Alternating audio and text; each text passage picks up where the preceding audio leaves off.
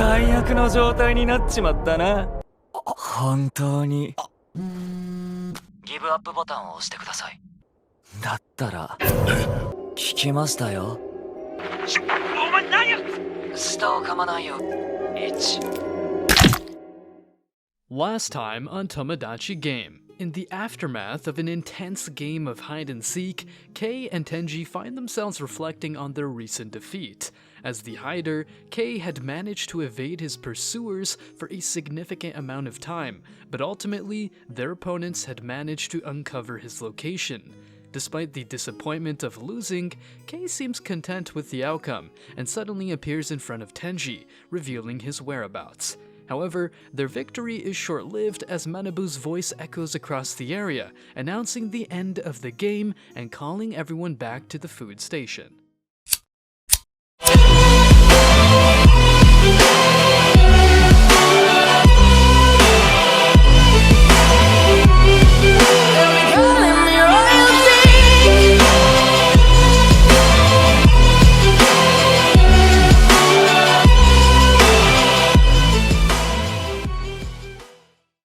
At the start of episode 11, we cut to Juzo and Yuichi. As Juzo stands over Yuichi after punching him, the tension in the air is palpable. However, in the midst of the chaos, Manabu announces the winner of the third game, Friendly Hide-and-Seek, to be Group C. Despite this unexpected outcome, Kei manages to keep his composure and expresses his surprise, noting that they found the enemy hider first. Manabu confirms their success, but emphasizes that there are multiple ways to win.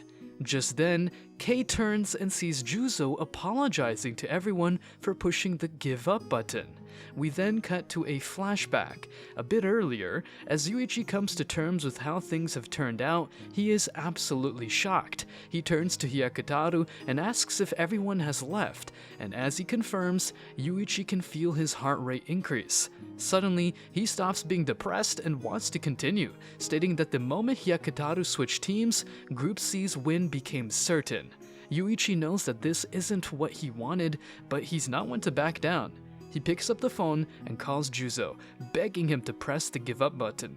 But, as expected, Juzo declines. Yuichi knows he has to take matters into his own hands and starts punching Hyakutaru. Juzo thinks it's a bluff, but he's taken aback when he sees Hyakutaru not making a noise. Yuichi is surprised too. He didn't expect Hyakutaru to be so tough. Eventually, Yuichi gives the phone to Hyakutaru, who's having difficulty speaking. He confirms that Juzo is correct. Yuichi is bluffing, but Juzo can hear the waver in Hyakutaru's speech and starts thinking he's indeed being punched. Reiko watches Yuichi punching Hyakutaru and notes that he isn't a monster, but a devil.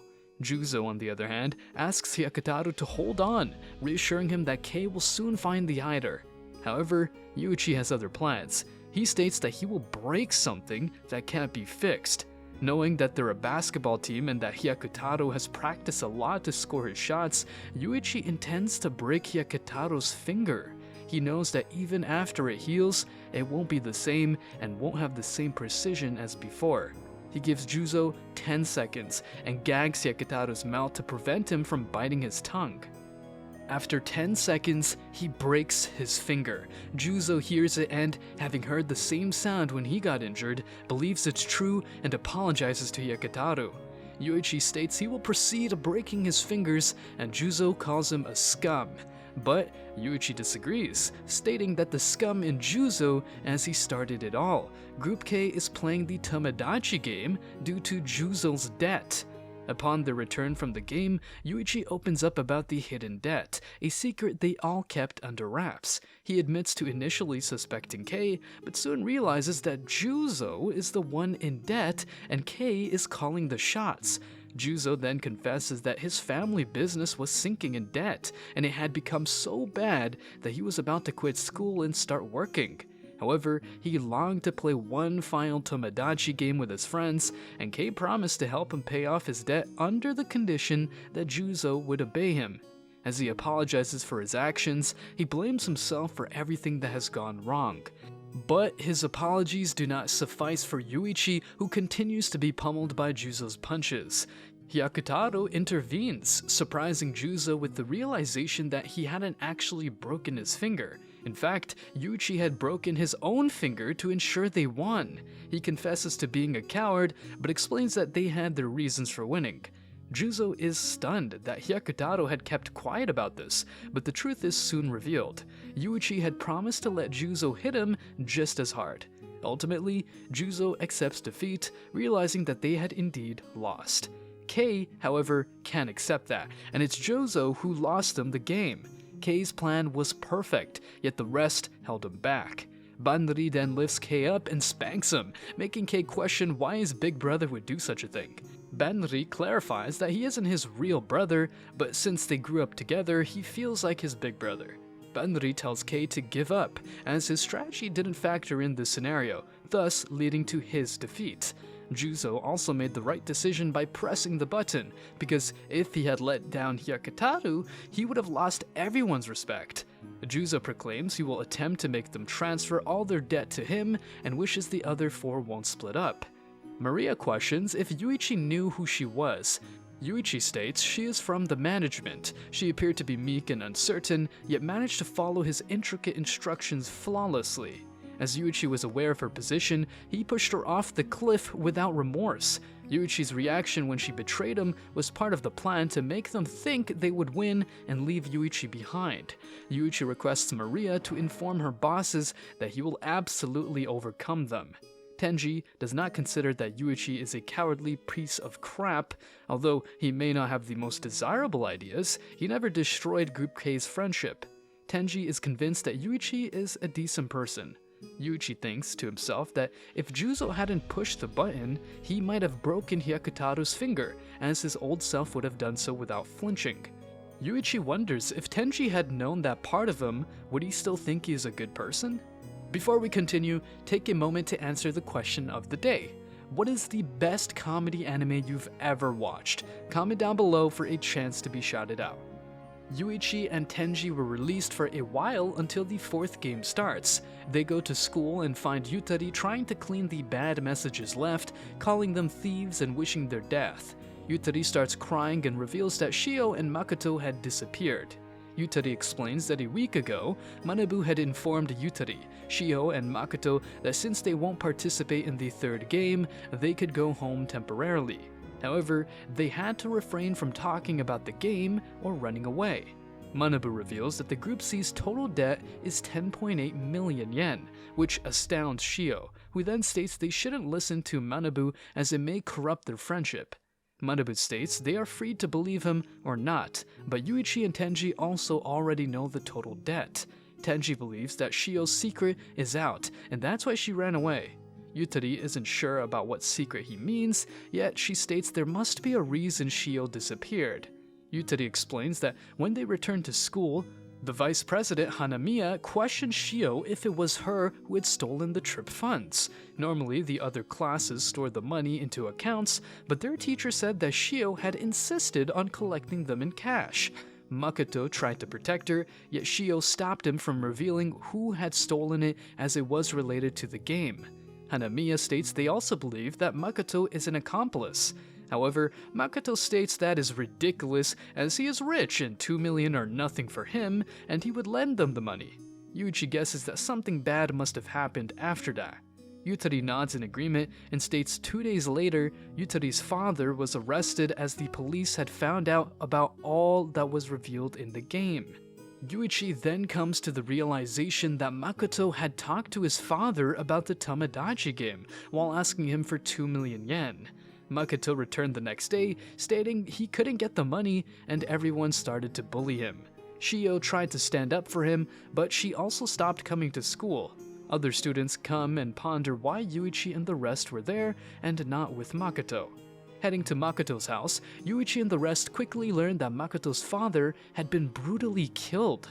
The police then take out Makoto, who is covered in blood, prompting him to try and explain something to Yuichi. However, before he has the chance, Shio's father interjects and warns that it would be better for them to not get involved or else risk losing someone important.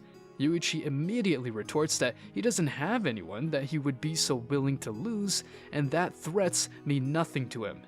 Yuichi and Tenji are at a loss of what to do next when Yutari inquires as to what happened. It appears that the group is beginning to trust each other once again.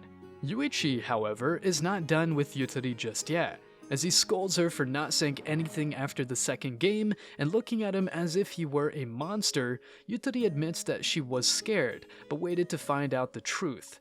Yuichi fumes, explaining that he hates people who simply do what they are told and are only a burden in the Tomodachi game. Yutari understands, which is why she always did what they wanted to avoid getting in their way. Yuichi's response is sharp and cutting, as he declares that Yutari is now a burden and a stranger to them.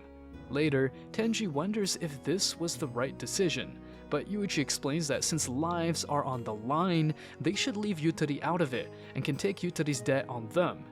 Manabu calls Tenji, telling him they will be starting a special Tomodachi game. He guesses that Yuichi is there as well and questions him if threats don't really work on him. He then sends them a picture of tied-up Yutari, stating the rules are simple. They either show up or not. If they show up, they will have a terrible time. If not, then Yutari will have a terrible time. Yuichi will be playing the weak win game. Manabu explains that if two people suffer the exact same pain, the one with self-control won't scream, but the weak one will. People will feel sad for the weak one and go easy on him. If self-control is a disadvantage, then it's like the weak wins. Manabu asks Yuichi to come to a specific location alone. If he comes with someone else, he will never see Yutari again. Yuichi states that if they do anything to Yutari, he will kill them.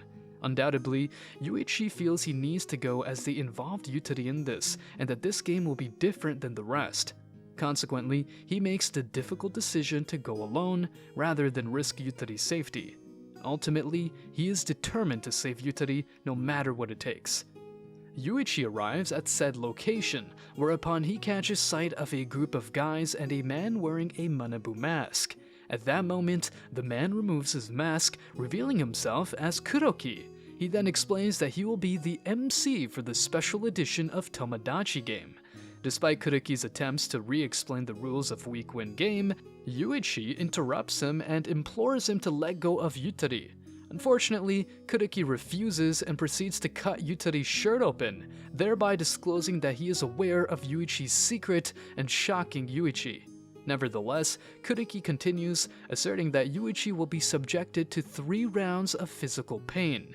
However, if Yuichi is able to endure it, he and Yutari will be set free. However, since this is a Tomodachi game, Yuichi has the option of escaping the violence if Yutari takes it instead of him. In other words, it is up to Yutari to decide who takes the pain, and if she chooses to take it, her pain will be less intense than Yuichi's. Moreover, while Yutari is making her decision, Yuichi must remain silent or they will both suffer the consequences. How will Yuichi escape this trap? What will happen next? Find out on our next recap of Tomodachi game.